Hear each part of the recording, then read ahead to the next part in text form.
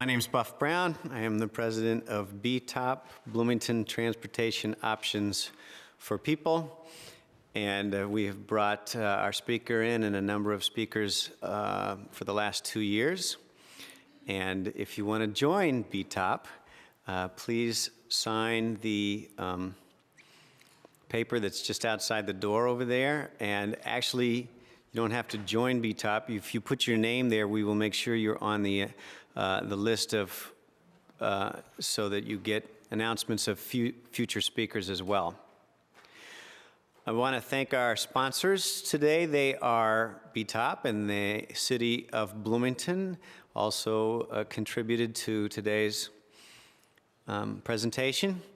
And Health by Design. Health by Design is an organization that started 2 years ago as a result of one of our speakers, Lawrence Frank. It's an organization that's housed, or its home is Indianapolis, and it relates the issues of health, as in obesity and air quality, things like that, with how our environment is built, the built environment. I want to briefly introduce our speaker. I hope that he spends a little time telling you about himself, because I don't have anything particularly prepared. But he is a consultant with a very well-known firm that includes people like Dan Burden. That consulting firm is Gladding Jackson in Orlando, Florida. He is a traffic engineer. He's well-known around the nation, speaks regularly all over the nation with regard to traffic engineering and some new progressive thinking in that field. So let me not talk too long on this, and introduce Walter Kulash, professional engineer from Gladding Jackson, Orlando, Florida.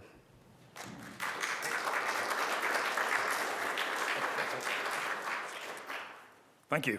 Delighted to be here. I'm impressed with the crowd here, given that it's big opening day of the football season.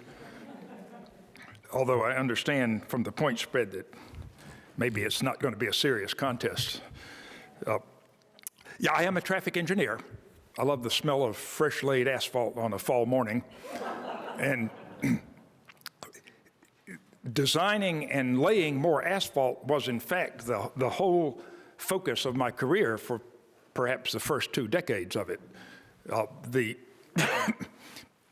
Everyone knew exactly what the problem was for us traffic engineers. It was traffic engineer, too much traffic, not enough capacity. What could be simpler? Get out there and create more capacity, more vehicular capacity, that is. And this was an enormously popular mandate, too. It didn't matter red state, blue state, Republican, Democrat, it didn't matter. Everyone shared the same opinion about traffic, which was that we need to keep the traffic moving. Almost nothing else matters. Starting somewhere in the 1990s, through the influence of urbanist architects, a source of influence to several of us traffic engineers now, I developed a viewpoint that a number of other things matter besides simply moving as much traffic as fast as possible. So the idea that there are other users of the street, or should be other users of the street, started to realize the importance of that.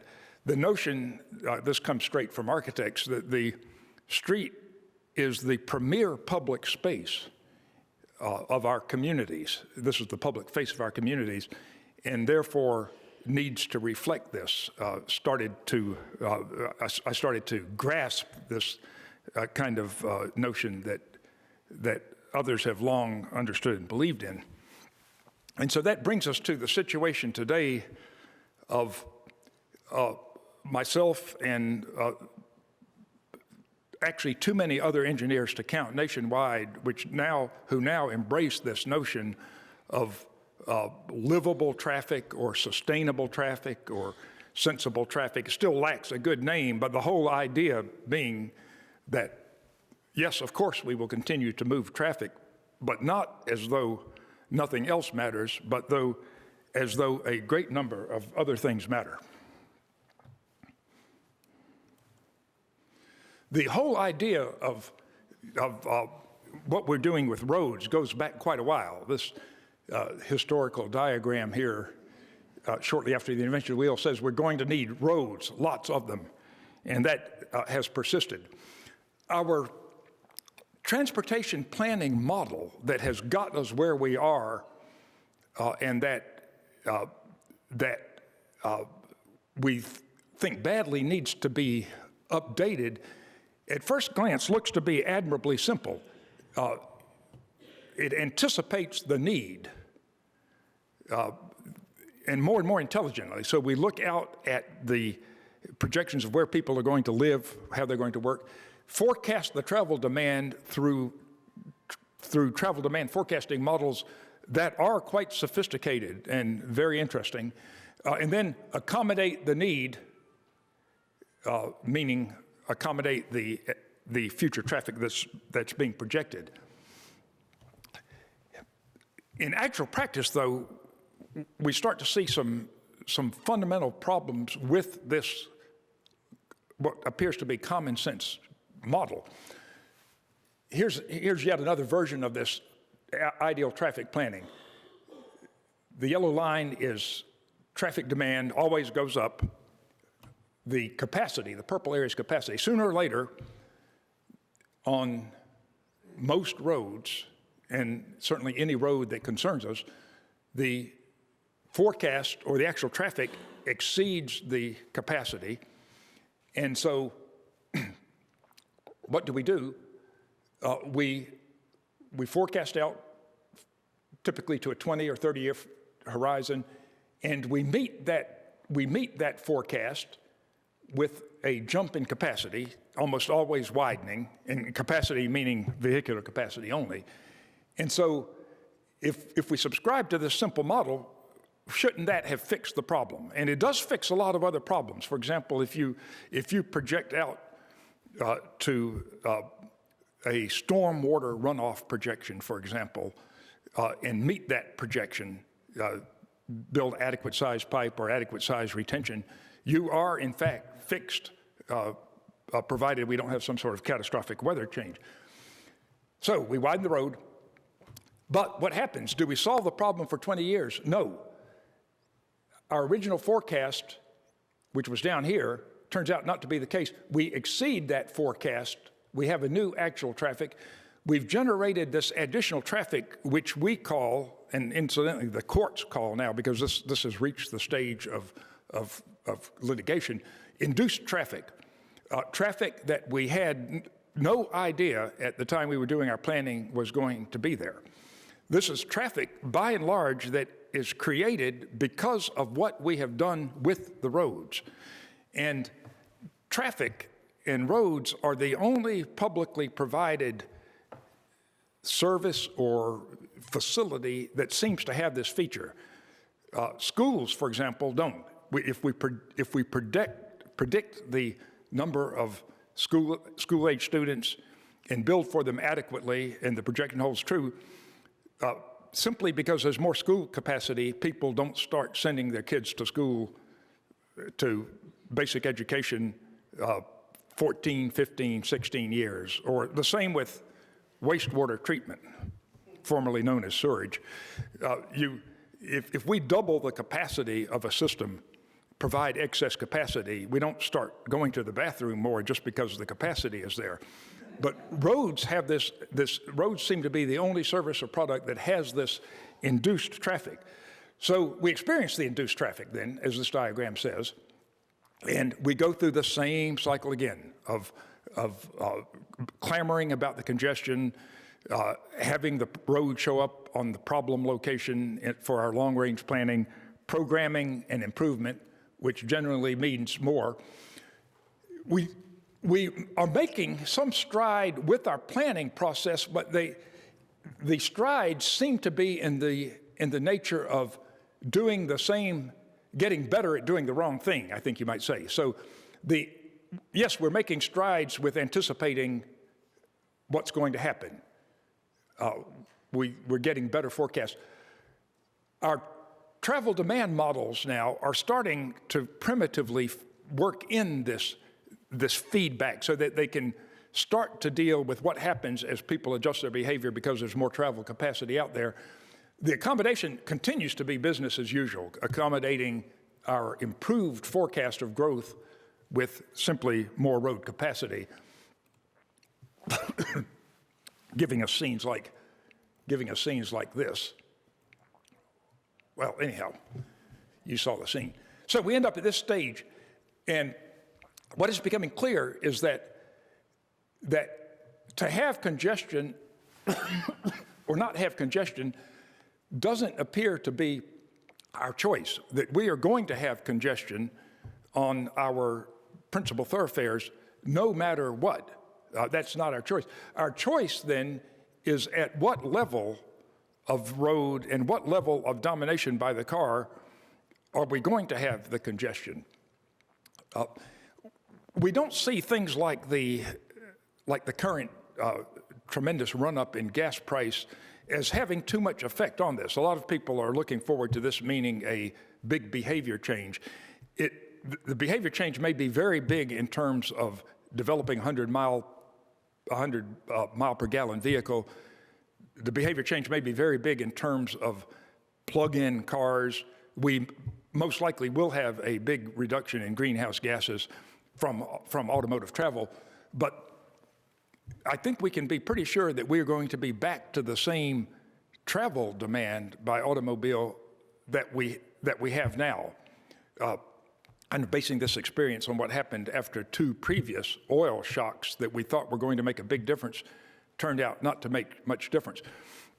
So the thing that concerns us here in BTOPs and similar organizations about the impact that this obsession with vehicular travel has had on our quality of life and on all of the modes of travel, that concern is probably going to remain almost unabated by what happens with the current fuel situation. And so we're going to continue to look at a paradigm like this of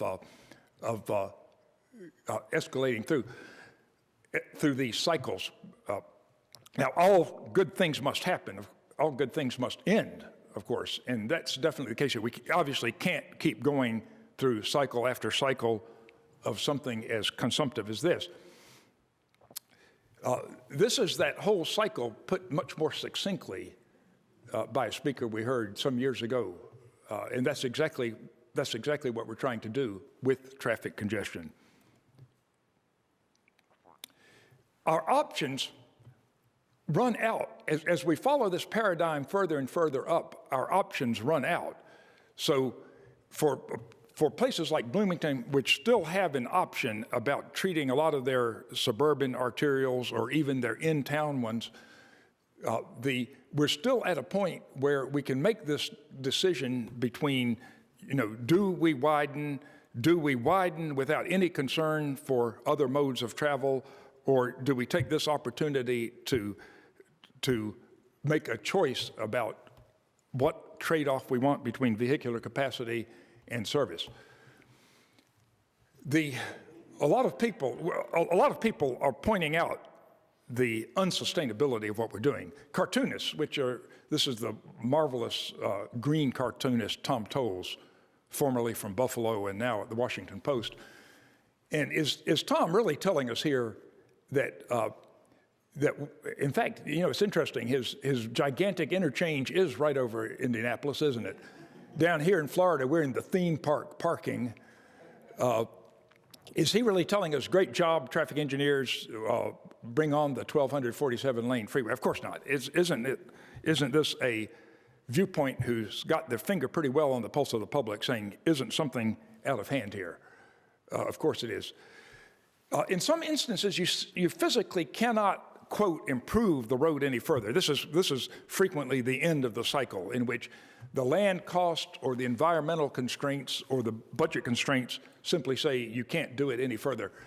There's surprising grassroots understanding of this issue. This is a case, again, where the public may be ahead of the technicians and the elected officials.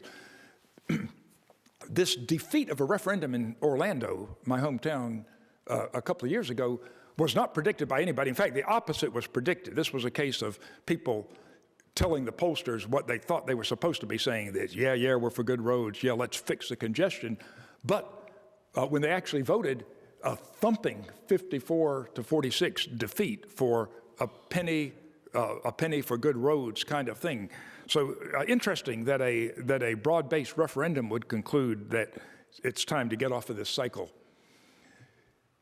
This extremely thoughtful state policy, this was done for the Brookings Institution for the state of Pennsylvania, and has been closely followed and implemented by the Pennsylvania Department of Transportation.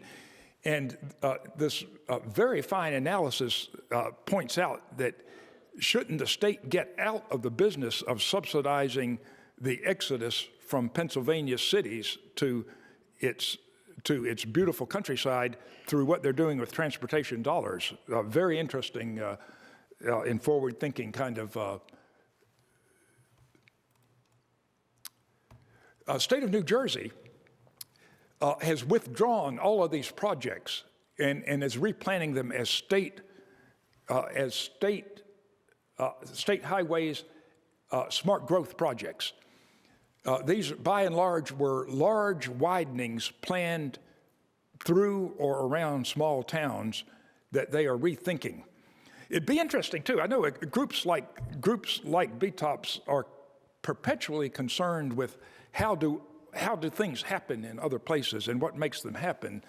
And I can't tell you why, but I can just point you to the two neighboring states of Pennsylvania and New Jersey, for some reason, have developed this advanced DOT thinking about what they should be doing. They've got huge bureaucracies to move and a long way to go, but the direction is very, very interesting. And it might be, you know, if any of the group is pursuing what are other places doing at a high level, at a state level, that would certainly be two most interesting states to look at. So the theme of all of these 15 projects is rebalancing almost invariably with a smaller, more kinder road and lots of attention to community values and community facilities and multimode transportation. One of the interesting things we're finding, and we're in the infancy of understanding, is that traffic doesn't simply grow through our familiar traffic level of service. These are like school grades, you've probably heard them, level of service A, B, C, and D, and then hit this stone wall and fail, although the word fail is frequently used. I used to use it myself. And there's some kind of catastrophic gridlock beyond that point. Certain things do fail. A bridge fails. I mean, you overload a bridge too many times, like in St. Paul, and yes, indeed, it fails, and the word fail is clearly understood by everybody. What we're now understanding is that traffic doesn't fail, but a whole lot of other things are going on. So when you go through all our levels of service and pass through the dreaded level of service E, which means you're about to fail, and our models start saying, okay, we're going to have gridlock, we're going to have 30 and 40-minute delays, what happens? First of all, we find that just our measurement has got about 20 or 30% leeway in it, and we keep adjusting. Our official highway capacity numbers, we've adjusted upward several times since 1985, and the reason being is that just we were overly conservative. But then these interesting things start happening, like the peak shifting or the network of roads in a gentle way flexing to absorb what we thought was going to be catastrophic traffic, and origins and destinations coming closer together almost double the capacity that we thought we had, and that's without even getting into transit. And then what we're discovering, or what everybody knows, when you make a quantum leap in transit, sort of the sky's the limit. So like all these light rail new start cities like Charlotte, North Carolina, a very notable one. They're adjusting to the fact now that they've made this quantum leap in capacity, and for a lot of areas within Charlotte, they can sort of stop worrying about what's going to happen as they continue to develop and traffic continues to grow. There's an opposite viewpoint. This is paving the way to prosperity from American Road and Transportation Builders Association, but a minority viewpoint. I think less and less people now think that paving or road access has much to do with prosperity. Economists would have told you a long time ago that the roads themselves don't do anything except move around origins and destinations, and they don't create any new ones at all. So for a long time, as areas were in competition with each other, yes, that made sense. Build more roads and suck the growth out of the city centers and locate it in the suburbs, but not so much an issue anymore. Part of the way we're looking at transportation differently is summarized in these diagrams. Our conventional way of looking at transportation was very vertical thinking. You might be familiar with a kind of a well-known book on thinking from a few years ago called Lateral Thinking, and it pointed out the difference between vertical thinking, which is very symptomatic, and lateral thinking. So vertical thinking is, for example, applied to a headache, says, I've got a headache, take an aspirin, makes the symptoms and the pain go away, problem solved. Lateral thinking, it concerns itself with what's causing the headache. Is it my job, who I'm living with, or whatever, and fix the root problem and make it go away. So our thinking was very vertical. It was move cars, great popular mandate, we talked about that. And for the longest time, it was only one branch of that family tree. It was add more pavement, because this was where all the action was. Gigantic mileage of new interstates, the first flush of widening city streets from 2 lanes to 4 lanes, the suburban explosions. That's actually been tapering down. Our ability and our ability to build new pavement and our rate of doing it has really tapered down more dramatically than most people think. For the last few years, we've been more concerned with squeezing more efficiency out of the roads we have through things like smart management of the roads and signal systems. But all of this is still in the nature of moving cars. With our approach to livable traffic, we're looking at all of these branches of the family tree, and just in some cases, just in the infancy of understanding them. So how about this branch? Moving people, not cars. Pretty obvious, isn't it? I mean, isn't that why we were trying to move the cars? Because there was people in them. Of course it was. And the reasons are very well understood. So this whole business about complete streets, our concern with a better walking environment, is all pursuing this branch. How about addressing the quality of travel, not just its quantity? We're truly in the infancy here. So the idea that a street can be not only a good traffic moving conduit, but could be a mighty retail machine, for example, could be a centerpiece, a signature of a town, could be a competitive asset for a university that induces a student to come here instead of going to Wisconsin. All of that is something new to us as transportation engineers, and the idea that you can actually get those variables into a design mix is very intriguing to us. How about the conservation approach? Moving less people, fewer miles. Possibly bad grammar, but I think you understand the thought. This was not even on the table a few years ago. The transportation engineers, traffic engineers, had the same mentality that power and utility engineers had before the first energy crunch, and that was that we are not here to try to tamper with the demand. We are here to accept that demand, whatever the public's demanding. We accept that, and we're here to accommodate it at a very high level of service. And it was interesting how quickly, for example, the electric utility viewpoint changed after the 1970s, and they became very active partners for conservation, frequently because it made such good business sense to chop off the peak power demand. Well, we're in the infancy of understanding that now with our transportation, that isn't it more effective to try to change the demand for travel through things like changing its pricing, or more powerful than anything, change where people live and where they go to shop and work and send their kids to school? Can't that make more difference than adding more capacity? And the answer is, it's got enormous potential for doing that. Even some things that we had high hopes for that fizzled, like telecommuting, may still have a bigger potential than we thought. At first, when computers at home first came out and networks started being developed and all, the thought was there'll be a drastic reduction in work travel. People won't have to go to the office anymore. That turned out to be a big fizzle, that very few were able to do that. But then, as the use of the computers at home got more sophisticated, something almost as good happened, which is great relief from the traditional peak hours of travel.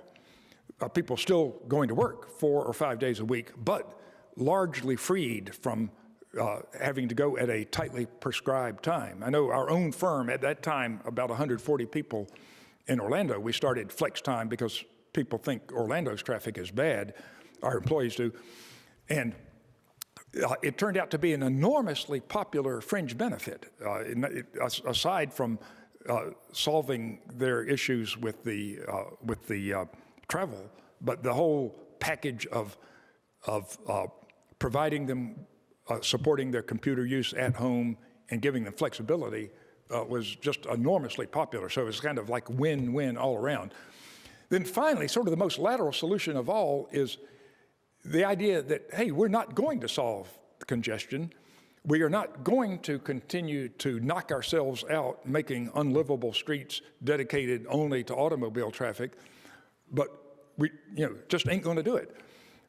Kind of a radical idea, although it's parallel to, say, what's happened in the health care over the past decade or so, where we realize, we are not going to solve health care, and people are not going to have the level of health care we once thought we were going to get at the price that we hoped we were going to get. But we can certainly manage it much better, and we can increase the coverage and so forth. So I think we're realizing the same thing with sort of reduced expectations for traffic. The form is everything about livability. The form not only of the street, but the form of how we develop around the streets too. These two diagrams, the one you just saw, okay, this one here, the conventional suburban development, we say suburban, but it can happen anywhere. There's numerous instances of where this sprouted, possibly in the 60s or 70s, in Bloomington itself.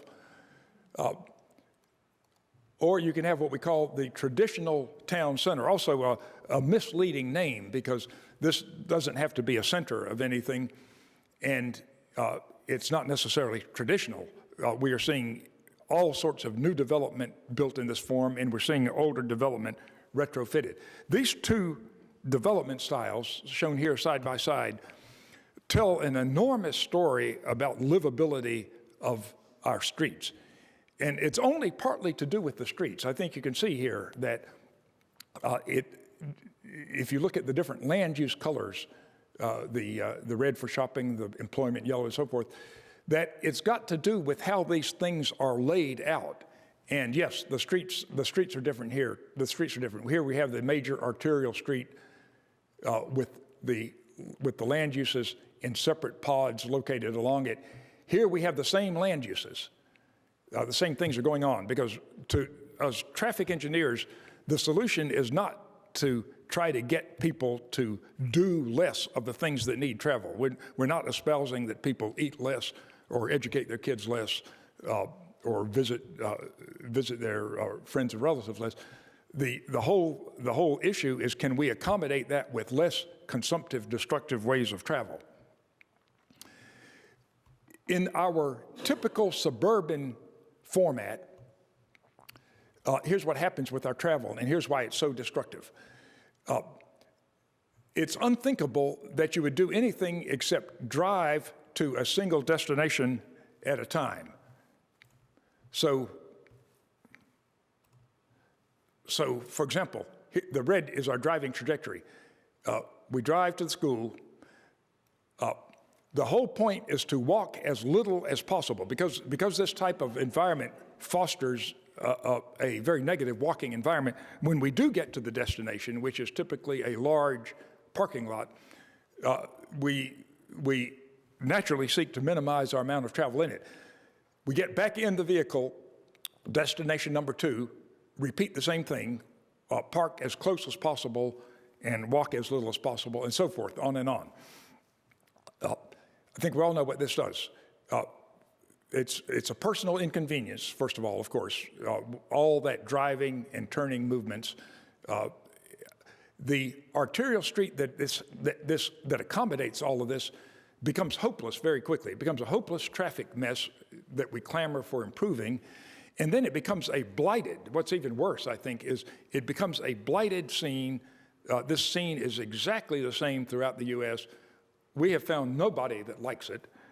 It's a detriment to the daily quality of life.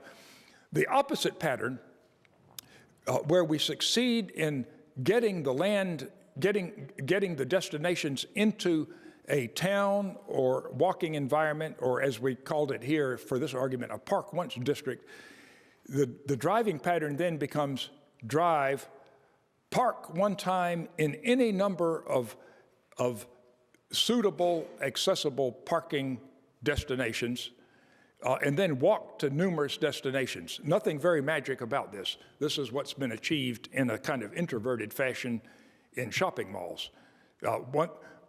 Once you park once, you do this kind of walking tour to a number of destinations.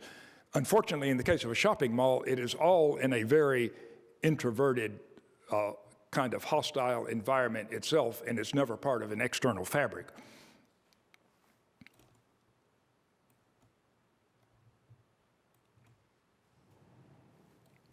Seem to be repeating ourselves here. Okay, the whole walking this is indicative of 1994 was sort of when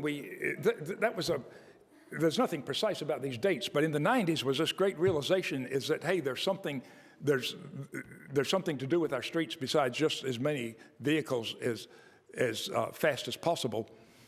And this cartoon is from the New Orleans Times-Picayune, very interesting, very observant. It was the anniversary of the moonwalk. You might not be able to read what the guy that walked down the street said. He said, "I needed milk, so I went for it." This is interesting. This is the same cartoonist just a couple of years ago, 1999. Man walks on moon, and I don't know what the relevance of this is for livable transportation, but it's part of a series, and for the sake of completeness, we'd like to show them. This is yet another description of that land form and transportation that we were just talking about. This diagram and the following one, these are classics. These were produced by Elizabeth Plater-Zyberk and her partner Andres Dwaney, sort of legendary names in livable communities of all sorts. And this describes, in only a slightly cartoonish fashion, what's happening with our land use and our transportation. So you can see these rigorously separated land uses, apartments here, houses here, and then an unconnected street network connected only to the major arterial road. So this is kind of the source of almost all of our evils about livable transportation and incomplete streets. This street, by definition, this generally inherited from a former city street or county highway or state highway, almost has no chance for becoming a complete street and livable. With the demands we put on it, we're funneling all the traffic onto it, and we've made it into an unstoppable armature for strip commercial. Almost no power on earth. Once we bundle all the traffic on here, almost no power on earth can stop that from being a strip commercial. The antithesis, which is the traditional way of laying things out, the way Bloomington was laid out, the way new towns are now being laid out, has the same uses. Again, we agree that people need to do the same thing: shop, live, go to school, but they're laid out with proximity. They're not isolated into pods, and from a transportation point of view, they are serviced by a highly complete network of streets. And here's the difference it makes for transportation. Here's what the travel demand forecast model is essentially seeing as it assigns traffic. All the traffic under the conventional suburban layout, all the traffic is getting funneled onto the one available arterial highway. Tons of turning movements are being created. We've built a volume of traffic on that street that becomes a magnet for strip development. And then conversely, the street has almost no chance to become a livable, balanced, complete street. The antithesis, where we have even a vestige of a network of streets and the right kind of landform, many of the trips remain completely local. The school trip, for example, this is the blue trip, rather than being shunted onto the arterial street, is accommodated on the local streets. It raises the possibility, perhaps with a little progress on school sizing, that the trip might even be made by means other than motorized transportation. A lot of shopping trips happen within the community. About 70% of all travel is quite local in nature. It's destinations that the traveler would like to be served as close as possible, and in fact, the market that serves them would be perfectly happy to serve them even closer than they do now. The reason they don't, things like grocery, home improvement and all, is they have no incentive to. We are providing them guarantees that go ahead and build a 200,000 square foot big box 6 miles out in the suburbs. We will guarantee you that through our policies and our actions that your market can get out. When that promise is withdrawn, we start seeing something very different about what happens. Network is very important, and network is not just an issue in new places that have no streets yet and are dealing with the whole challenge of planning new streets. Yes, they're certainly an issue there, but network is an issue everywhere. Cities are constantly faced with loss of network as people seek to abandon streets and expand things over them. A lot of places that don't have network of local streets should have it, and it should be obtained at the time of development. If it's not, that opportunity is lost forever. Why are we so keen on network? What's so great about it from a traffic point of view? And the answer is simply that the same number of lanes of traffic broken out into a network of smaller streets carries more traffic than the same number of lanes combined into large streets. This may fly in the face of conventional wisdom. A lot of people think, isn't something bigger more efficient? And that is true about a lot of facilities, a lot of infrastructure facilities, such as water treatment plants and power plants. Not so with roads. And the reasons aren't too difficult to understand. A network simply gives a lot more places for turning movements to occur, and turning movements are one of the big drains on capacity of intersections. As the intersections get smaller, the clearance time for the signals gets dramatically smaller. And then mostly with networks of smaller streets, we're able to avoid multi-phase signals, green arrows so people can make protected left turns and so forth. As soon as we get to a 4-lane street, we are almost losing the ability to do that now. The public is beginning to shy away from making an unprotected left turn at even a pretty ordinary intersection of 4-lane streets and starting to demand protected left turns. These have a disastrous impact on both the travel demand for vehicles and then the waiting time that pedestrians have to wait to cross the street, as well as the appearance of the place as the left turn lanes are added and lengthened. So it starts working against us every which way. Our own trade organization, the Institute of Transportation Engineers, reported this very interesting research finding. confirms that we start losing efficiencies as the street gets bigger. This is the efficiency of an added lane, of a lane of traffic as the street gets bigger. So the efficiency per lane. So, these are the diagrams of how the street's getting bigger and bigger. 2 lanes with a turning lane, a left turn lane, 4 lanes, and so forth. And then the signal phasing becomes more and more complicated. And what this diagram is saying is that the ultimate efficient configuration is 2 lanes with a turning lane provided where we really need it, a left turn lane, not a right turn lane. Incidentally, right turn lanes have no place in an urban environment, and I was appalled to see several on our little drive through Bloomington. That's a rural design feature to get slow-moving turning vehicles out of the stream of high-speed traffic, and they have almost no function in an urban area. We can talk about that later.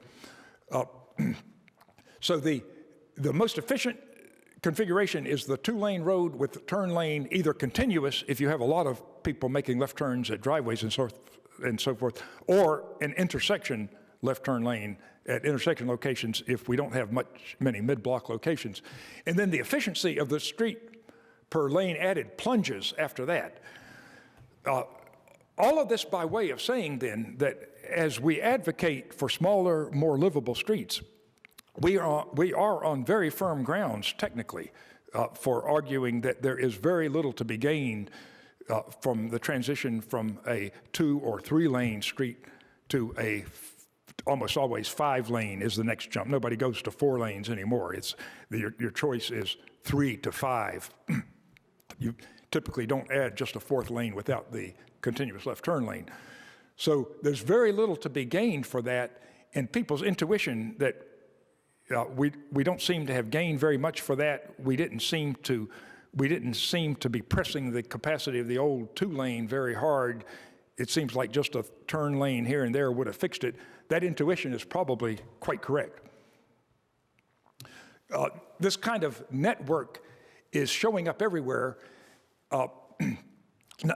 not just in new development. These are the options for redoing the riverfront like a freeway as it's converted to a parkway in Trenton, New Jersey. And all of the options had to do with adding all sorts of new network in an existing city to the sparse network that was there, reclaiming old streets that were cul-de-sac, putting new ones through the big government campus that where streets used to be, and they closed it off in the sort of 1960s superblock mentality, on and on and on.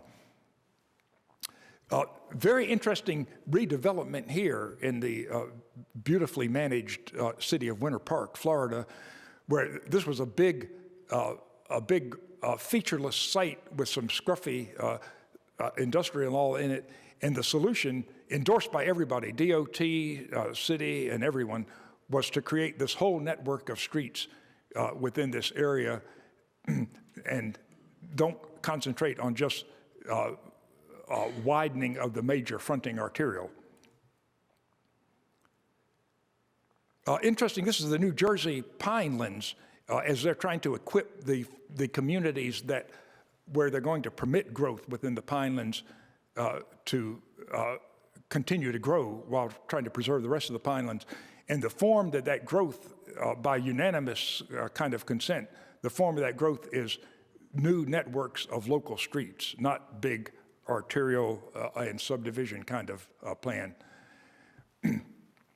And again, even on the developing suburban edge, even out where there is nothing now and there's just a few county roads, this whole idea of being in very early with the idea of network is probably the best way to preclude what has happened in older parts where we have lost the livability of our streets and are concerned with trying to recreate complete streets coming from behind. And on a grand scale, this admittedly grander than anything we're going to ever be facing in Bloomington, but the whole solution for that tangle of mess in Fort Washington Way in Cincinnati was to get rid of all of the special purpose ramps and super blocks and features like that and replace it with complete streets These are streets with sidewalks, bicycle paths, beautiful landscaping on either side of the interstate, now depressed in a channel. It was always depressed. The whole thing shrank to 1/3 the size, and then 8 cross streets were reinstated, and the whole traffic plan became very much more simple.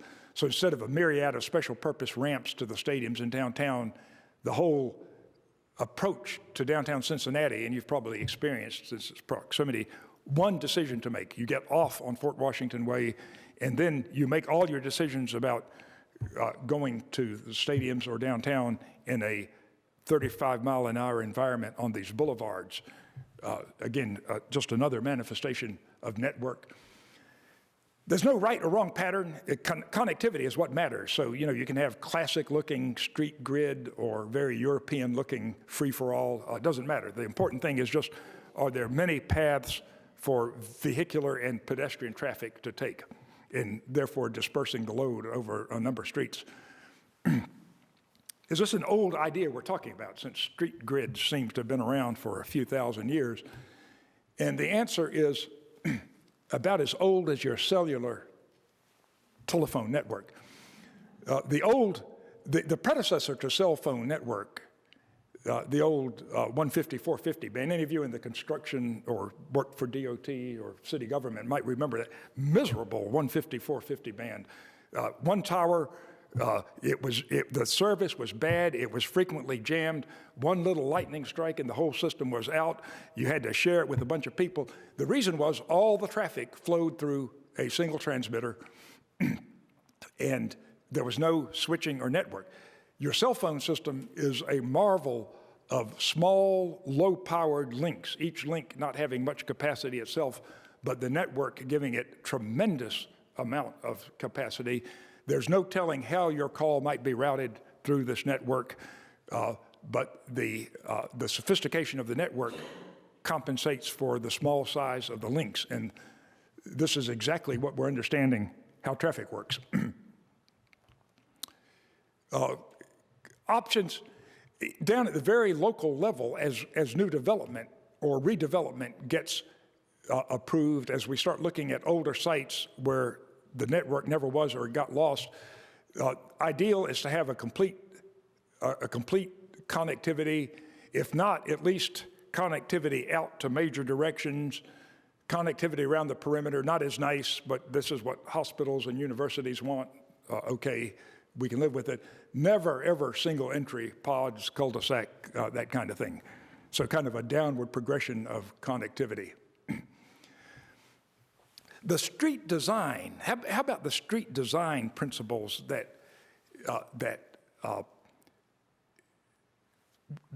we've been neglecting, or that we need to pay much more attention to? They're actually fairly simple. We like very much a simple classification of these things that the architectural writer Amos Rappaport wrote about several years ago, and we were exposed to these by an architect, and they make eminent good sense, and they have everything to do with the livability of the street. So the idea that the street is articulated, that lots of things about our building and street are detailed, very good principle. We see this on some of the new buildings in Bloomington, and they're very much the better for it. So articulation on the building, articulation about our street system, so that you can, there's a variety of little cross streets and ins and outs of things. The idea that our street space is enclosed is good, not bad. I think for a while through the 50s and 60s, the whole thing was space is wonderful, big open spaces is great, set the building back, building setbacks, get that building away from the street. And we realize now how wrong that has been for livable traffic. It's an architectural principle, yes, but it's also a very important livable streets, when you cannot have this kind of street scene if it wasn't for that building being there. Again, space enclosed by what's along the street and the design of the street itself, the street trees. Complexity is good, not bad. The idea that you strip a street clean so that everything is absolutely uniform, The building walls are nice and smooth and blank. That's bad, not good. Very bad for pedestrian travel. Again, for multiple reasons, too. We're getting more and more appreciative of the fact of how many levels these things work at. The complexity, for example, in these pictures, is not only a source of satisfaction and quality of life for the pedestrians, it's an enormous signal to the drivers that you are in a pedestrian environment and that anything much faster than 25 miles an hour here, even without any sign being posted, is all wrong as a driver. And the great majority of drivers immediately understand that. Complexity even about the street furniture. Nothing wrong with signs. You know, we've had this phobia about signs because the typical suburban strip manifestation of them is so awful. But, you know, signs well done, why not? Terminated, the idea that the view in the street is terminated, or like that lovely view of the campus gate looking from downtown into the UI campus. Classic termination, wonderful thing, again, for a couple of reasons, operating on all sorts of levels. It's a great amenity to pedestrians to have the view terminated. This becomes a real milestone for pedestrians. And again, for the motorists, it's one more of those traffic calming measures that greatly changes the behavior about whether this is a 45-mile-an-hour environment or a 25-mile-an-hour environment. Terminated by features and the buildings themselves. Compact. Great walking environments are highly unlikely to be much more than a quarter-mile long. So we shouldn't worry about great extended walking environments, at least not at first. I think when we realize that you can have a wonderful walking environment of not much more than 1,500 feet, it becomes a much more manageable kind of thing. Texture underfoot, again, for both pedestrians and motorists.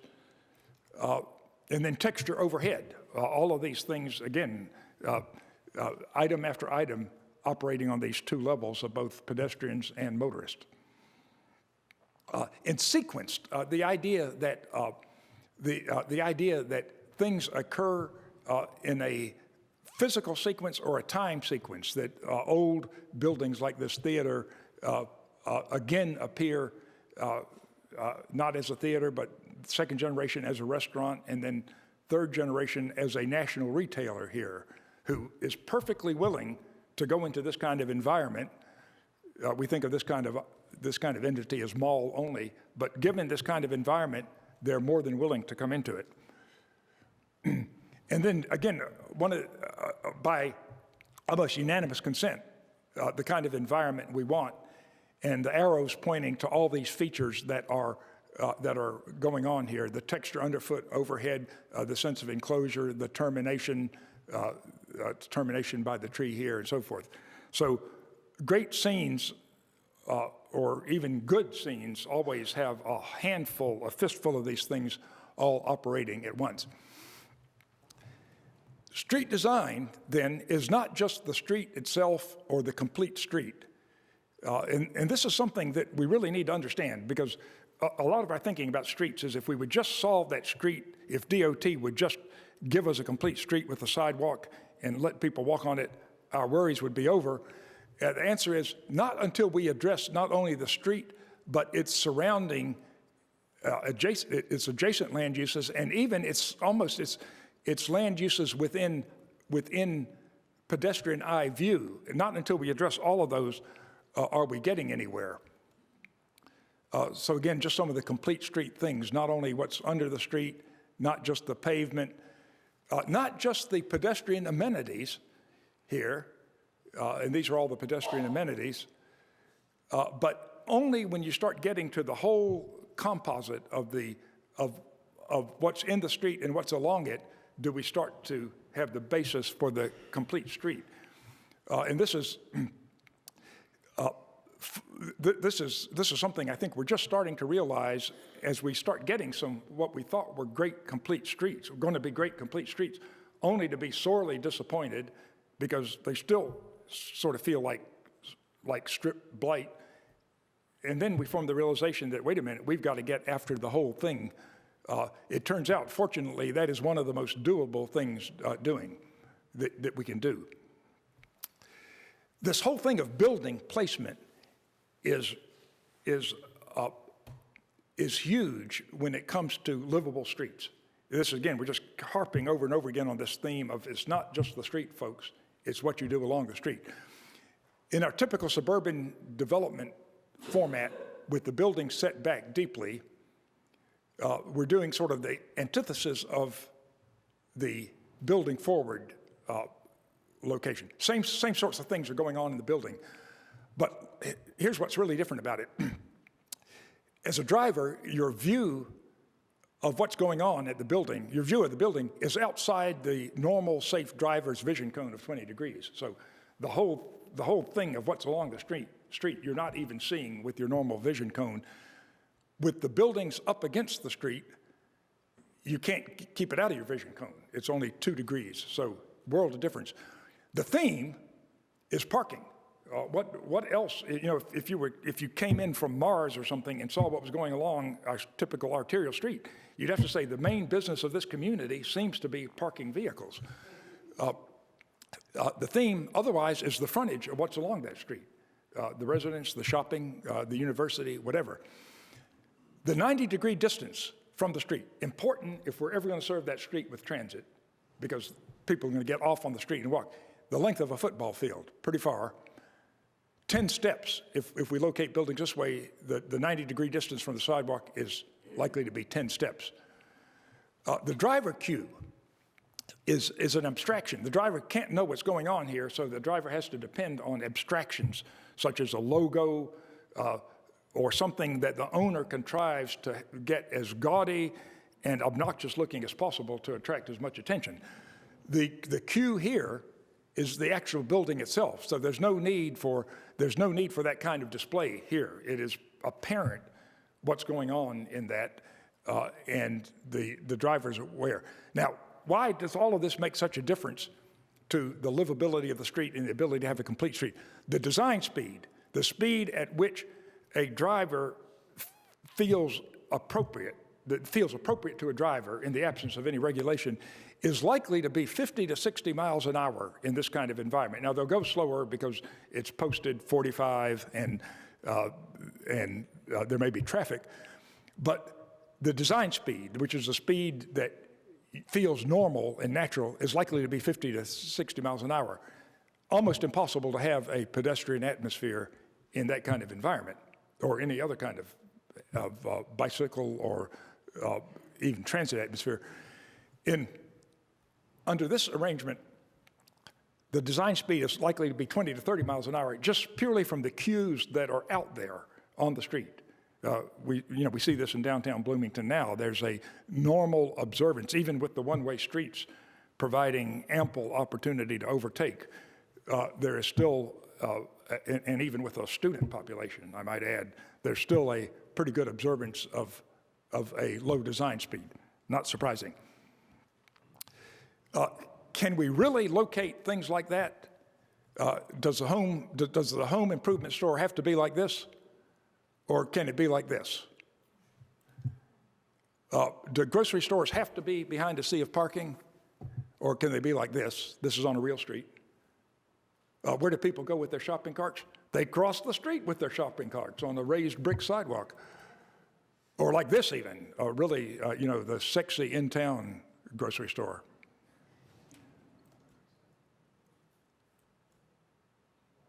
Does fast food always have to be like this? Or can fast food be a citizen of the street? This is a heavily used fast food in a hospital district. People actually coming in a front door from a street. I saw it with my own eyes. How about really awful uses like storage?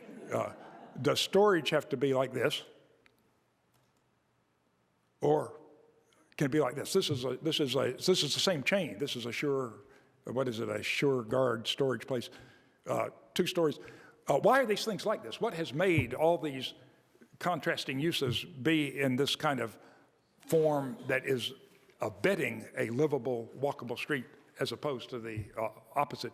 Form-based codes is what's doing it. Local codes that say yes, you can have your home improvement store there. You're entitled to it. You can have your 220 parking spaces, but here's where the building has to be on the site, and here's where the parking can go. So no infringement in their right to use the site as they see fit. Nothing that they can show up in court with about detrimental to their business. We've gone through this, for example, like the parking spaces. You know, how much of a detriment is it that the parking spaces can no longer be located in front of the building, have to be located around back? And the answer is you fall so far short of impairing the ability of that property owner to use the property as they otherwise could have, that you'll never hear about it. You'll never hear a legal challenge about it, despite some protesting that you will when these things first get implemented. So enormously, this is one of the biggest areas for converting unlivable environments to livable, or for creating new ones, or for retrofitting battered, unlivable strips. And I think, as we can see here, it's not just the design of the street. In fact, the design of the street may be a relatively minor factor. It's the design of what goes along the street. I guess there's still more. The example that we had a catalog of every imaginable land use, drugstore like this, or drugstore like this. This is on a 6-lane street that what this city has done now has transformed. This whole curve now is lined with walkable buildings like that, and there are people walking now. And again, just to hammer again for the third or fourth time on the theme, we can do all the things you could possibly want with the street. The sidewalks, the planting, rebuilding the street. But it's not until we start getting through land development regulation, because that's about the only way you can achieve it, this kind of building placement, that we eventually end up with the atmosphere that we're talking about. Here's retrofit within a city.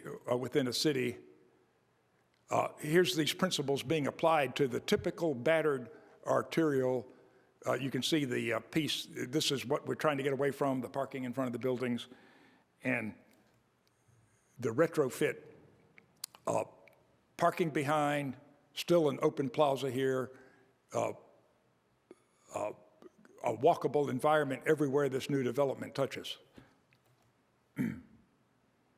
And again, just sort of a sequential view of, again, the kind of underdeveloped, rather battered arterial street.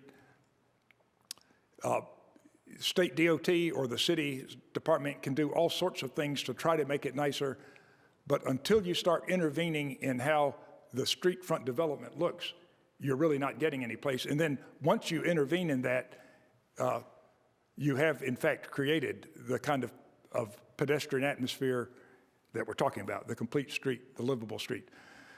Parking changes radically as we develop this kind of land use pattern. So instead of having a parking demand that is simply everybody's needs stacked up on top of each other, everybody's seasonal peak. What happens with our parking now, typically, as you look at the mass of parking along our arterial streets, is those destinations are all essentially providing for their seasonal peak. So it's something that peaks in the summer, they're providing for their summer peak. If it's somebody who peaks the day after Thanksgiving, like the Christmas shopping, they're trying to provide for that. And the needs just stack up on top of each other. It's typically 5.5 to 6 spaces per 1,000 square feet, which gives you this kind of appearance. Sea of parking, which never appears to be used fully. Always a paradox. People always say, is that lot ever full? And that's because it's essentially sized for a seasonal peak. Once you get the form of development into this walkable environment, no longer dominated by parking, but with the parking shared, which becomes easier once you get the form you want, then you start dovetailing these uses. These numbers are from an actual project in Knoxville that we were working on. And obvious things happen, like the entertainment, the movie, in this case, peak, that happens in the evening is completely complementary to the office peak. No one's left in the office anymore at that point. except maybe the occasional architect or consultant. So all that office parking space is available for entertainment parking, movie parking. Why can't you do that? Well, typically there's no insurance reason why not. There's no liability reason. The reason we can't do it is they're usually not in any kind of proximity that can be negotiated with a reasonable, attractive, safe walking route. And so they are, in essence, unusable. The need can shrink down to around 2/3 almost, with even a modest amount of success. Much to our amazement, the industry, the development industry themselves are very amenable to this. So rather than having to be talked into this, they're very likely, once they see the kind of environment that's evolving, are quite pleased to reduce the amount of parking proportionally. When you get parking down to that level, due to joint parking, you can then start to mask the parking completely with the development that generates the need for the parking. So on this excellent plan, now all built on a former naval base, the grocery store and all the things that go with the grocery store. Grocery store up on the street, not unusual anymore.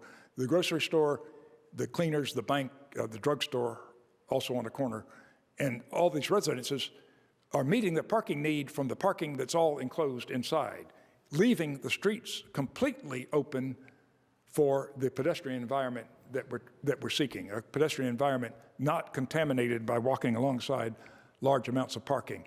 And here's the two diagrams side by side, no sharing and sharing throughout the time of day.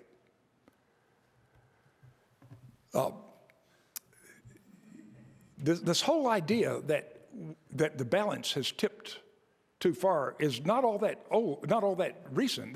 Dr. Larson was Federal Highway Administrator, I think, back in the Nixon administration or shortly thereafter. And even then, the awareness that shouldn't we be doing something differently? A lot of our concept about street design now is flowing from the idea of let's look at what the setting is before we even talk about the street. Is it rural or urban or something in between? This whole concept of the transect that we've heard of so much about the past few years is very interesting basis for street design. Before we jump into a street design, let's consider what the setting of that street is. The whole process for designing should involve scenes like this: stakeholders walking sort of every inch of the proposed layout to get a feel for what's going on, to discuss it, to react personally with the providers of the road, the DOT or the city staff or whoever. And scenes like this should be the rule, not the exception, for as a street design is proceeding.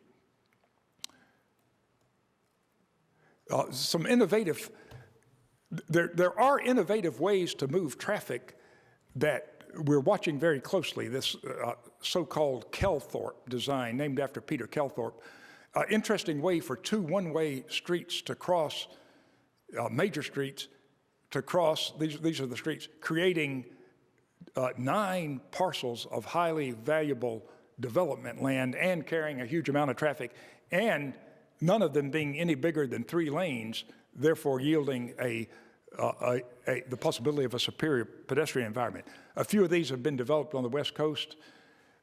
Interesting ideas for grade separations. This is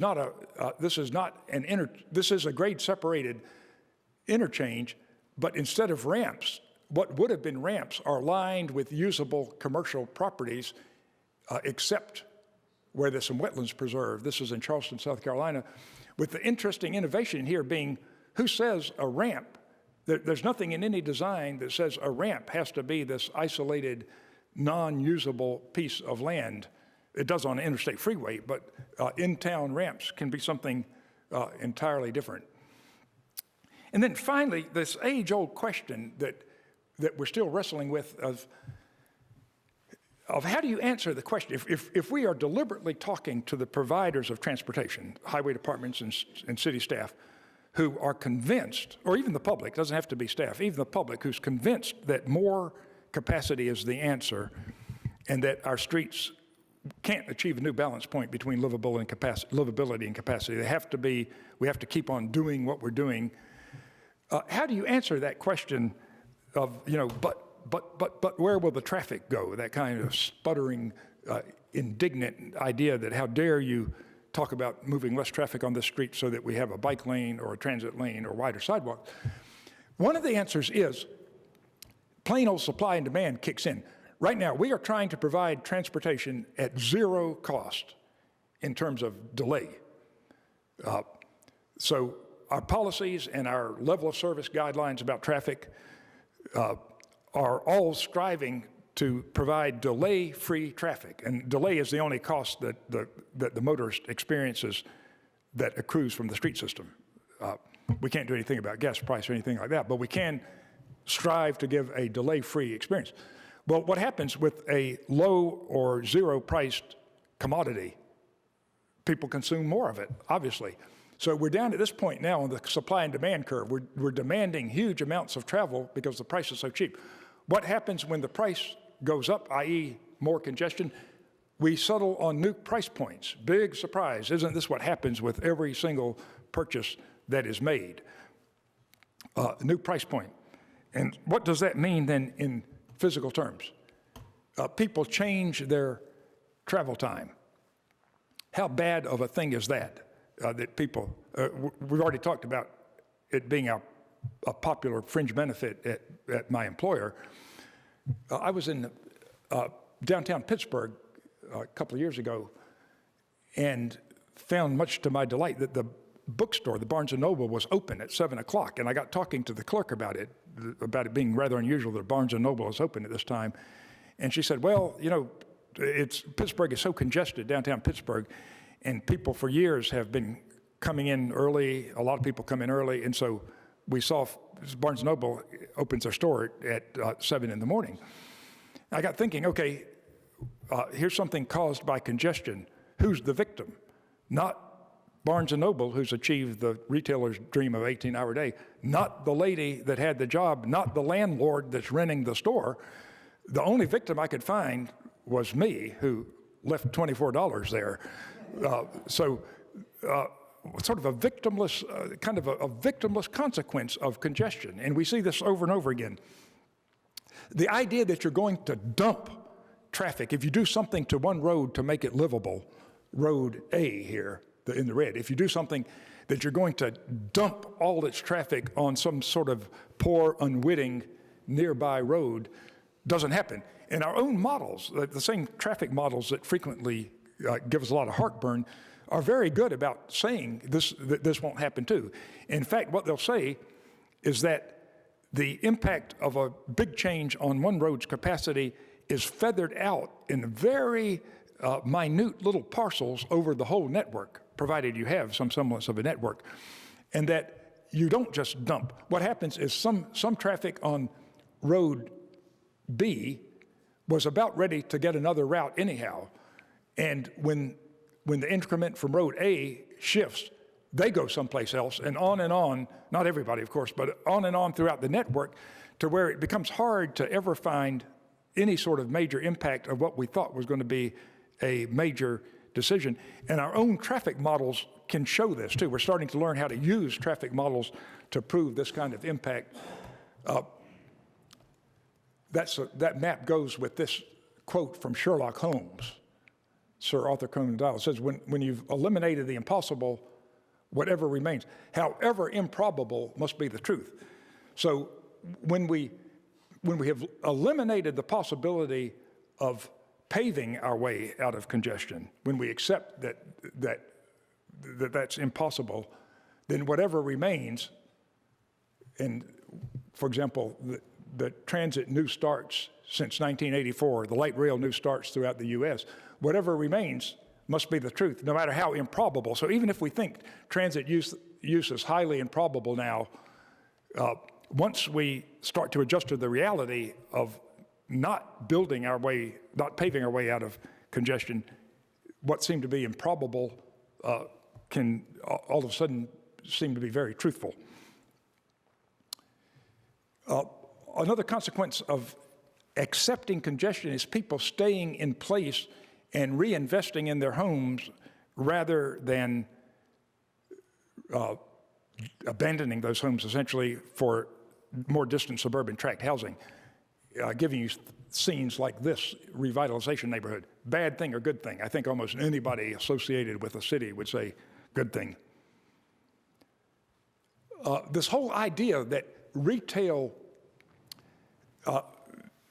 villains, the same ones we thought were causing all this kind of strip commercial and attendant congestion, the idea that they become part of the solution is becoming pretty clear now that this can happen. So this is not good architecture. We certainly see much better ones. But the idea that these formerly monstrous, large retailers know how to do quarter-size and half-size community shopping is enormously interesting.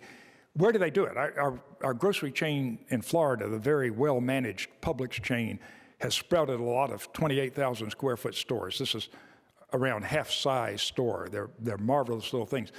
Where do they do it? They're our clients, so we have an insight into this. They do it where congestion is bad. They do it where they cannot get the demographic they need into their 44,000 square foot store. So do they abandon the market then to Albertson or Kroger? No, they come back with a product that they are uniquely able to do, which is sort of the half-size store moved closer to the market. Very interesting response. How about school sizing? The idea that we rethink the idea of what constitutes a good school, thereby greatly decreasing the amount of travel and evading the woes of congestion. Most people would agree reinvesting in something like this is a good idea. We really like this. This was a quote, verbatim quote from Carl, state traffic engineer in Minnesota, who was concerned when we were talking about reducing the Olson Highway out of downtown Minneapolis from 6 lanes to 4, and so that it would make a walkable, livable street through the near north neighborhood. And Carl, being state traffic engineer, was very concerned, telling us people will get sick and tired of congestion, and Carl's getting ready to really lay it on us. And what, Carl? And move into the city. And so everybody had a laugh, Carl included, and we all decided, this really isn't a very bad consequence of reducing the Olson Highway in size if this is all that's going to happen. And the Minneapolis folks thought it was a very fine idea indeed. And in fact, this is moving back into the city. This is not Minneapolis, but this is, of all places, Orlando, Florida, that didn't have a downtown apartment to its name a few years ago, and has now sprouted hundreds and hundreds of these things.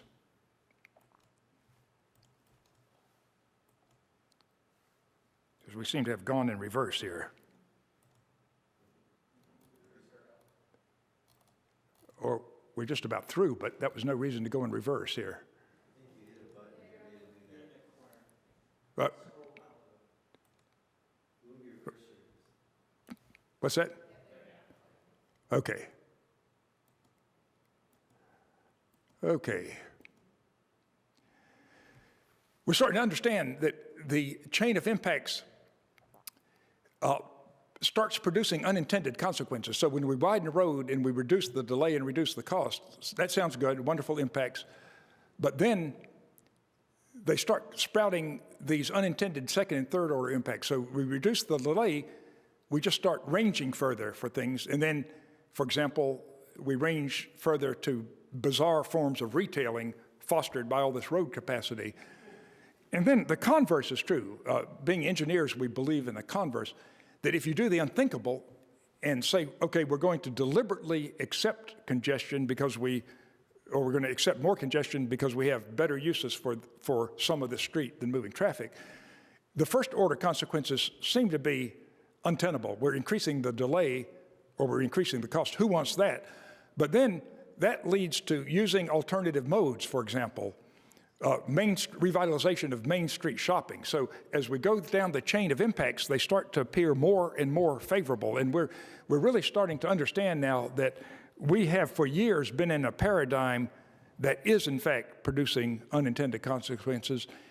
And I think most of us here realize the very fact that you're in this kind of group dealing with this kind of thing, that this paradigm that we're showing here is probably the correct one, and that our longer-term solution, when we get things going in the right direction, we will start seeing exactly this kind of thing going on. So we've looked at, we'd like to get back to this. We'd like to get back to this happy. This was, I almost ran off the road when I saw this sign. We'd like to get back to this. This is in Salisbury, North Carolina, and you could have guessed the date of the cornerstone, but I went up and looked at it anyhow, and sure enough, 1955, and that's how we thought about things then. We would like to get back to where we name churches after our highways or streets. And to just emphasize the importance of this whole thing about it's not just the road itself, its form. This quote from Will Rogers in 1936 was amazingly accurate, where he said, "America conceived of many odd inventions for getting somewhere." And our current road system is, in fact, and history is going to say it was a very odd invention for getting somewhere, but could think of nothing to do when they got there. And the challenge, I think, is not only to let's get the odd inventions under control, but let's work equally hard on what it is we're going to do when we get there with the form of what's along these roads. Certainly appreciated your patience through this long lecture, but I heard you were a very attentive audience and could grasp all of this. And like to take the opportunity to answer questions or discuss local issues such as I can understand them from a quick pass-through with Buff this afternoon. Thank you.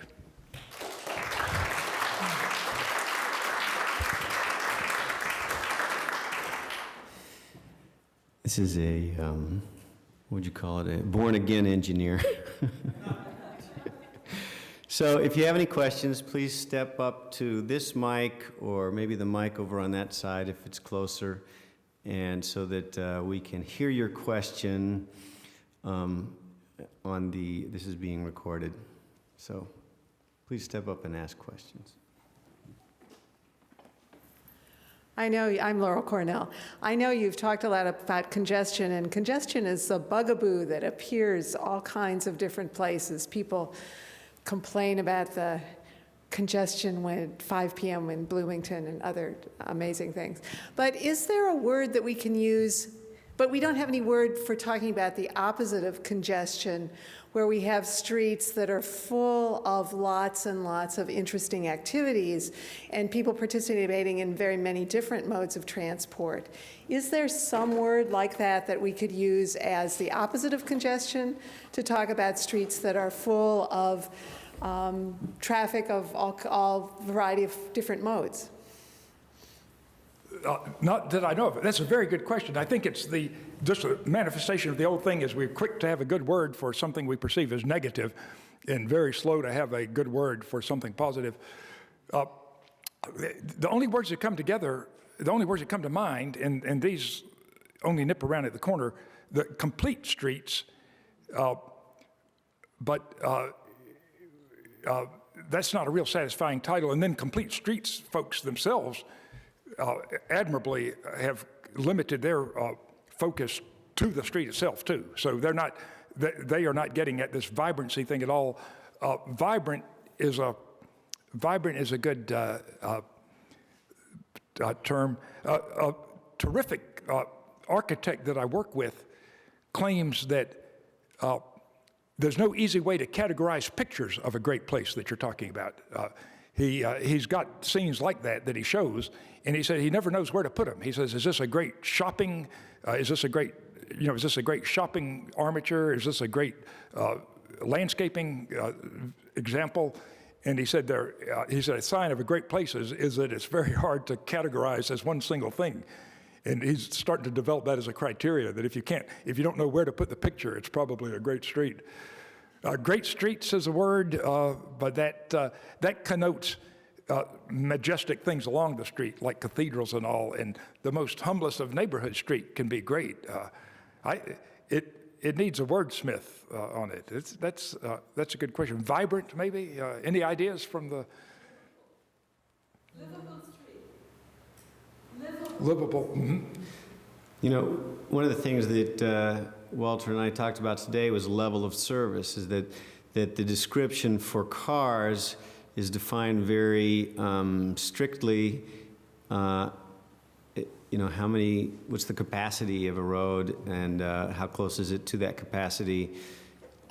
And we were saying that there isn't the same type of thing for pedestrian level of service or transit level of service or a bicycle level of service, and that if we could create those definitions, that it would be much easier for us to demand a specific level for a particular mode of transportation.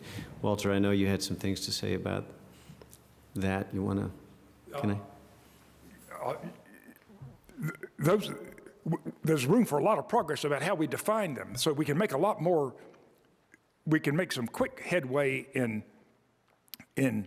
the measures of success, the individual measures of success, like simple things like just simply the amount of blank uninteresting space, or let's put a positive spin on it, the amount of interesting articulated space that you pass by, the percentage would be a terrific measure of vibrancy. So if you're going by interesting shop windows and sidewalk cafes and students sitting on walls and things like that, high entertainment value. And if you're going on the contrary, if you're going past blank walls, the score falls to zero. But there's not a single good measure. It badly needs one, and that's why traffic has such an unfair advantage. Is it's got these clean, simple measure that can be reproduced precisely, regardless of the observer. So if I calculated the level of service on a street, an engineer could come up from California, sight unseen, and come up with precisely the same level of service. Yep. Which is the segue into my question. It's my understanding, in terms of trying to evoke some of these kinds of designs with either city or state issues in terms of street design, we are told by traffic engineers that the AASHTO and federal highway guidelines require that lanes be so wide, and everything is very formulaic and very prescriptive, and you have to do it this way, otherwise we won't get any funding. And so it's my understanding that there is a push or a movement to change those guidelines. Yeah, several things are happening on that front. Yeah. One of the more highly publicized things that's gone on over the past few years is that a joint effort by the Institute of Transportation Engineers and the Congress for the New Urbanism has been working on guidelines for major thoroughfares that comply with the AASHTO guidelines, but they direct you toward kinder, gentler solutions, and that has not yet reached full acceptance yet. And so you can't wave that around in front of a balky local official saying, "Look, the Institute of Transportation Engineers endorses this completely." Do you have any idea when that might be accepted? No, I don't. In fact, I thought until this evening, I thought that it had been finalized. I think I was probably mistaken, because the draft was apparently produced in a very polished form, like a softbound book, and I think I just jumped to the conclusion that it has been accepted. The problem is, though, even with that endorsed fully by the Institute of Transportation Engineers, it undoubtedly will still be a voluntary thing on the part of the balky local official that is the problem. And so I think things other than just documentary ammunition, things beyond that are going to be needed. Bear in mind the famous or infamous, as the case may be, AASHTO Green Book, American Association of State Highway and Transportation Officials,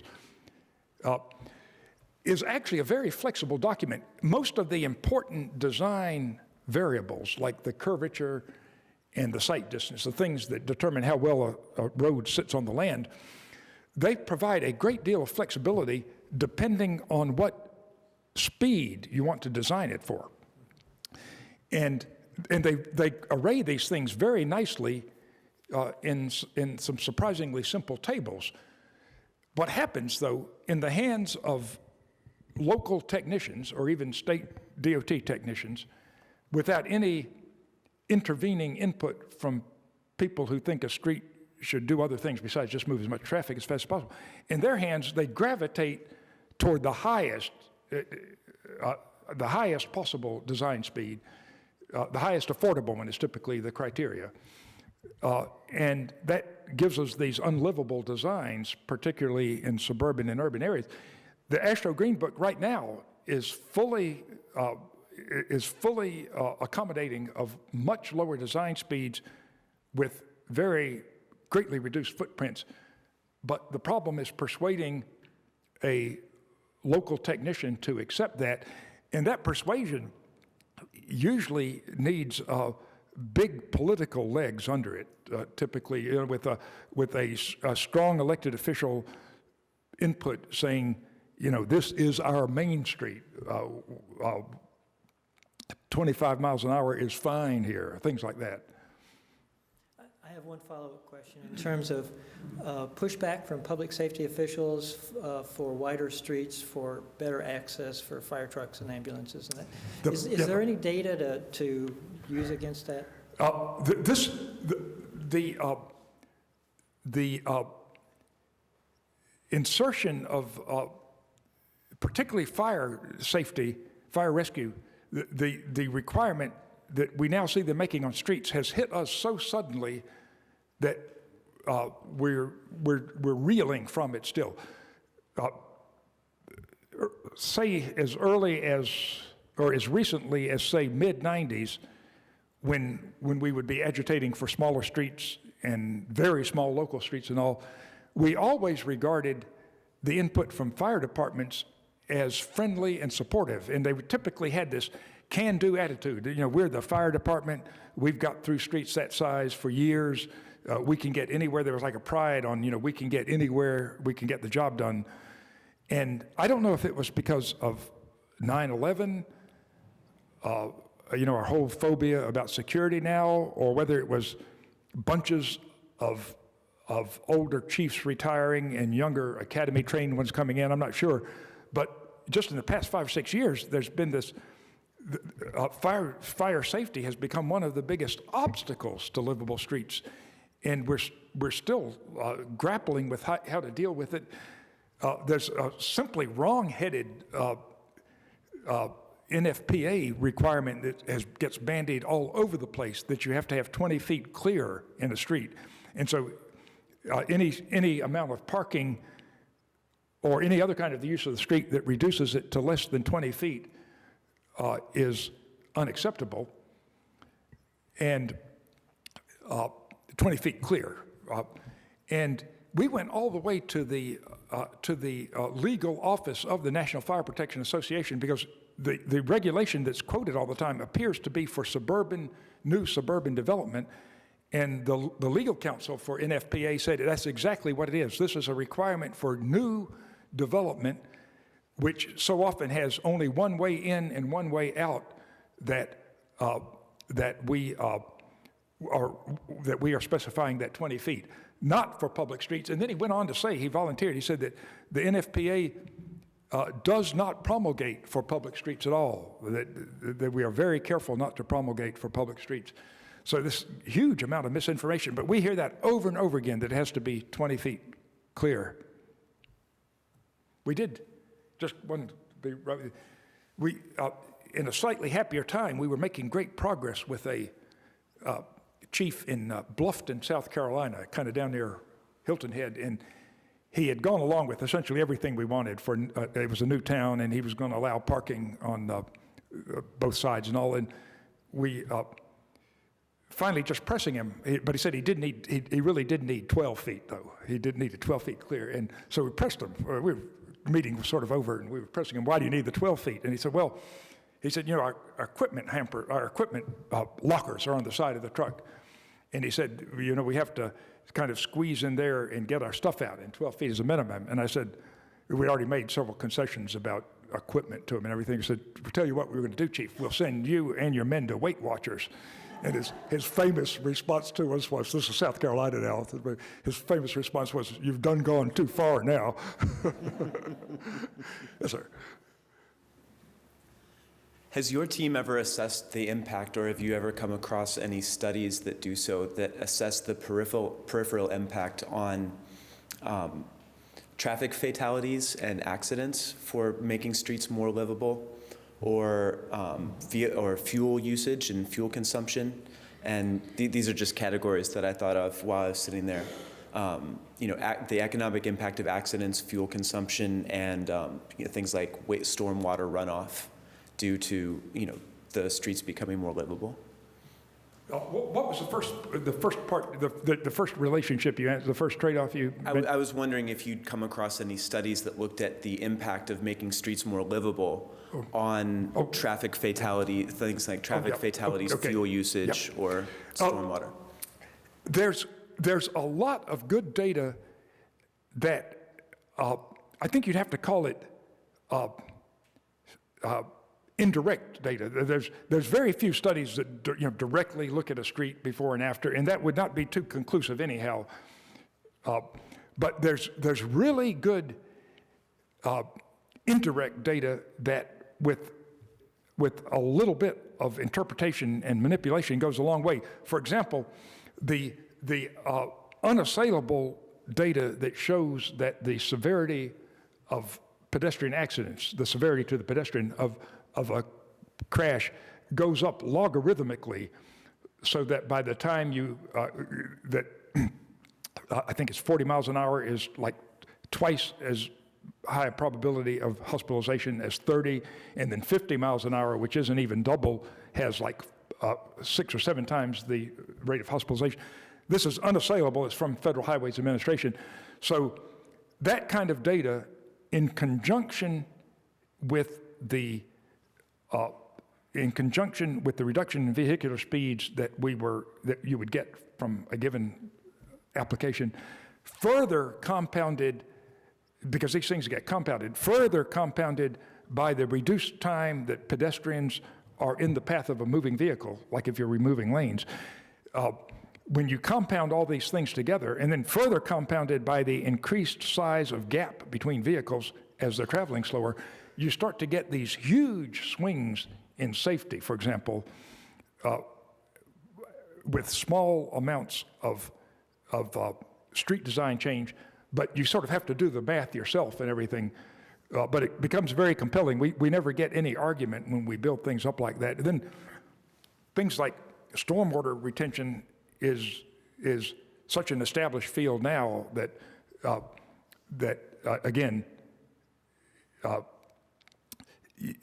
people don't typically cite numbers by the street, but by the square yard of impervious, you can quickly do your own calculations and all. And there's no need to be shy about this kind of calculation and all. We've found that even if it's not our field, to just wade right in, and we volunteer things now about the municipal bonding cost of things, and I know next to nothing about municipal bonding, but I know how to look up, the payback at 4.5% over 30 years and things like that. And it's quite compelling if you're just a little bit careful about arithmetic. So the quick answer is direct sources that look at this kind of street, very few. Indirect sources, a lot of good ones out there. And then we're very intrigued by this research coming out of Texas Transportation Institute, TTI, that is doing wonderful things with roadside safety and just turning that on its head.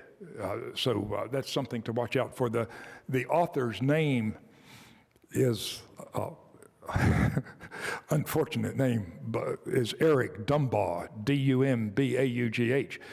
But the research is brilliant, and it's already finding its way into court and things like that. And it gets after a lot of these things that were formerly thought to be roadside hazards, like parked vehicles, street trees and all, and is simply turning it on their head, saying, no, these are safety. These are actually increasing safety, and there's quite a bit of empirical research in there, too.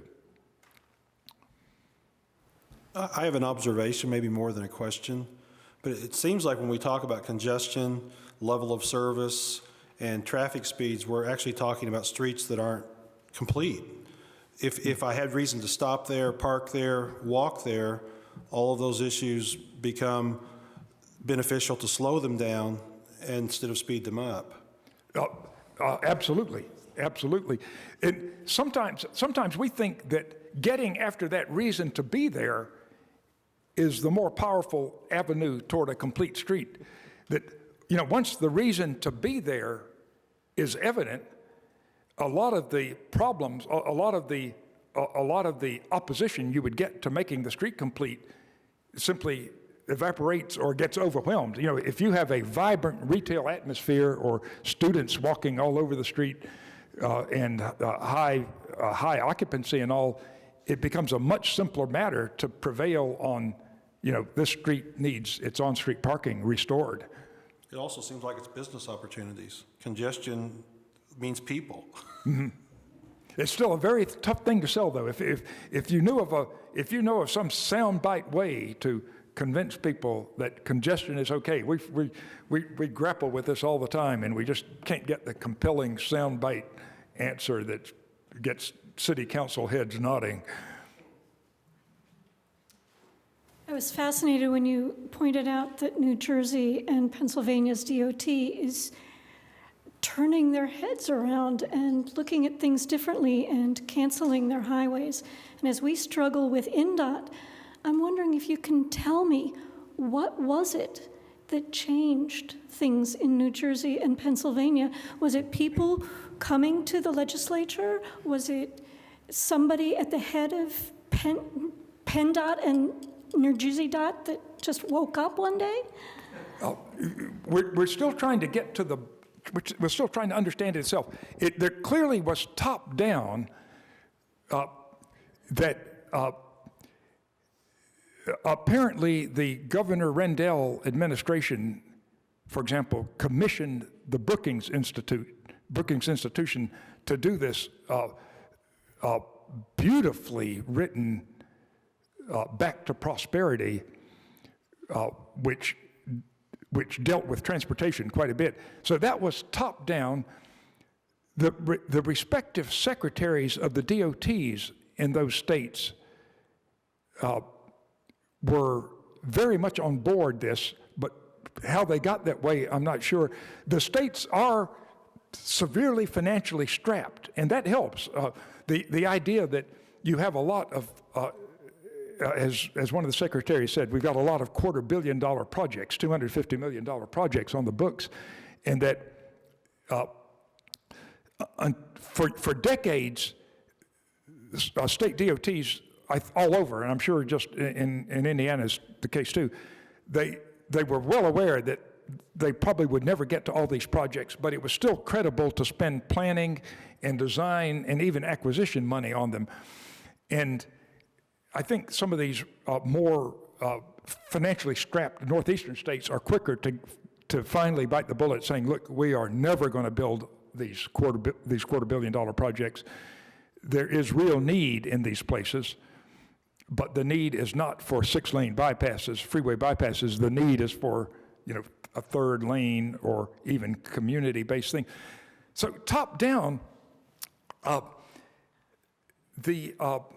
but their lower level staffs seem to be peppered with sympathetic sympathetic staff too. And we spent a lot of time kind of probing around as, you know, how did you end up at the DOT, or how did you get this viewpoint?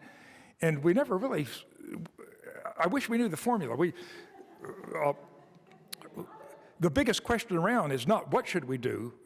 You know, there's a high level of understanding now about what we should do and what we shouldn't do. But there's this, we're in some sort of infancy about understanding how does it happen. We even went looking for literature, like, you know, has there been books from behavioral science about paradigm changing or something, and never found anything conclusively.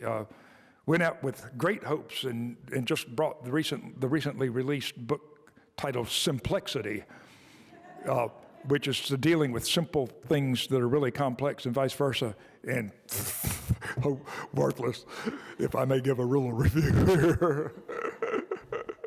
So I don't know. It's a behavioral science thing.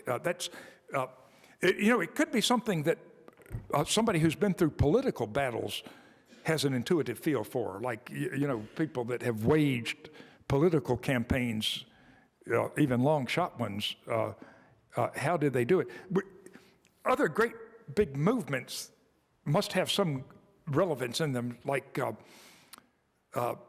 know, the radical change about the appropriateness of smoking, that going into it 20 or 30 years ago, you would have said we would never have reached the transformation we have now. The evaporation of the Soviet Union, you know, how did that happen? But I don't know. I wish we knew. We would bottle the formula and ship it everywhere. Great talk, Mr. Kulash. I just want to point out something. We've got a good representation from our city planning staff here tonight. Yeah. Raymond, Joe, Scott. My question is, has anybody seen anybody from Public Works tonight? Engineering Department? Has there been anybody here from the mayor's office tonight? Yes. That's great. I know there was one city council person here for a while. Two? That's great. I'm just disappointed in our Public Works Department. Thank you.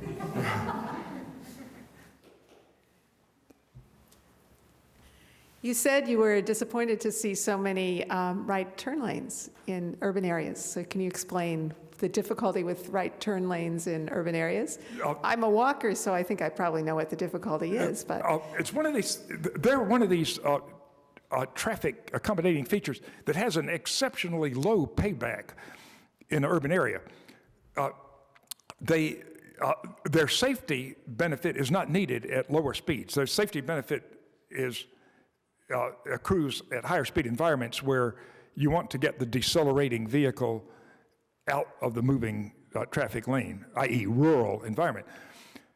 In town, the safety aspect is diminished or non-existent, and the capacity impact is minuscule. If you ran a highway capacity analysis, you know, through the standard, totally objective methodology, with and without that right turn lane, undoubtedly you would get a minuscule difference in capacity. And the price, though, is very high. You're increasing when you consider that you seldom have just a right turn lane itself without extending the pavement widening to the far side of the intersection. So you, in effect, have jumped from a 3-lane to a 5-lane cross-section. And so this whole sequence of pedestrian things, this whole compounded sequence starts to kick in. You have longer pedestrian crossing times, higher vehicular speeds, more pedestrians in the path of a moving vehicle, and the time you compound all of those things together, you're paying a big price in pedestrian safety. It's also an appearance thing. It's a distinctly unurban, untown-like experience, a physical appearance. Interesting things, too. A lot of our safety, we're still doing things for safety that may be quite out of date. For example, the avoidance of the rear end accident used to be a very high priority. The dreaded whiplash injury used to be a very real concern. I'm not sure all our fellow engineers understand now that the rear end collision is now one of the least injury producing of all types of collision, and due to neck restraints, airbags, on and on and on. So what used to be the dreaded paralyzed for life whiplash injury that maybe you would have put right turn lanes in the urban area then, that's off the table as a serious injury. And so even more reason why it's not worth the price of having these things in an urban environment. And then all the other things to do with just runoff, heat reflection and everything else from the additional yards and yards of pavement kick in. That breaks the continuity of the sidewalk too. You cannot have an urban type sidewalk. Okay.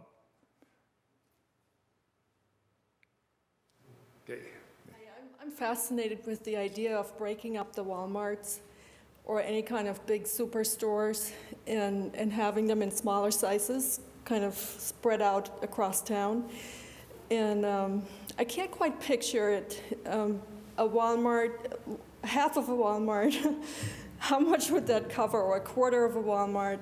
Would that still fit in a square, into a city block? Would that be something that could be covered by the form-based that's what's compelling regulation? That's almost always a factor where you see this smaller sized store.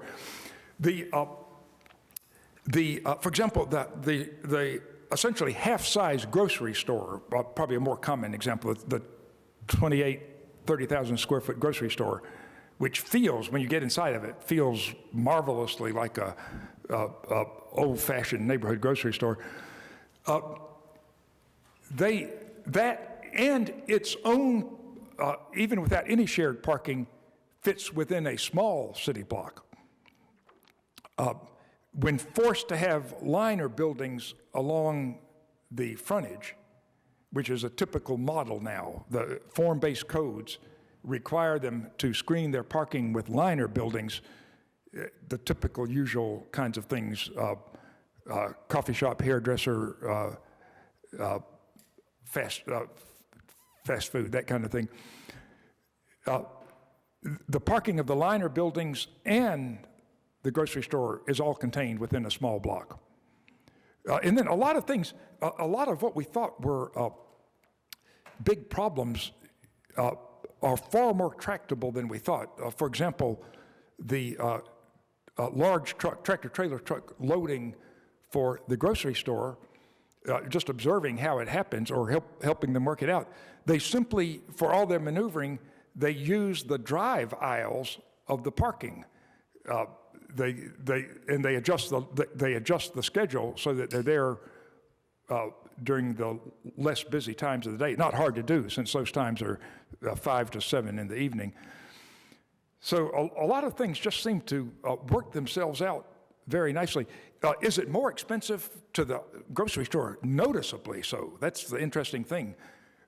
Like the Publix chain was telling us when we were talking about this, they said that we have to man 7 stations full-time in a grocery store. The entire time the store is open. And they said even on a big store, most of that manning goes down to one person during a lot of hours of the day. You know, it's service desk manager, meat, that kind of thing. And so he said we're essentially duplicating these entire 7 manned departments with these smaller stores. But apparently they've made the business decision that it's undoubtedly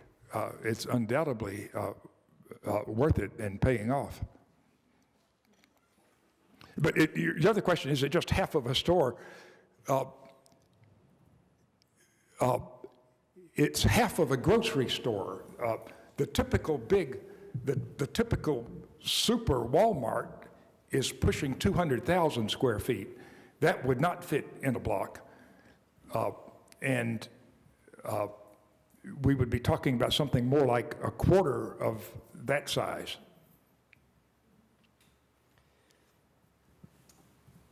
Ladies and gentlemen, it is 9 o'clock.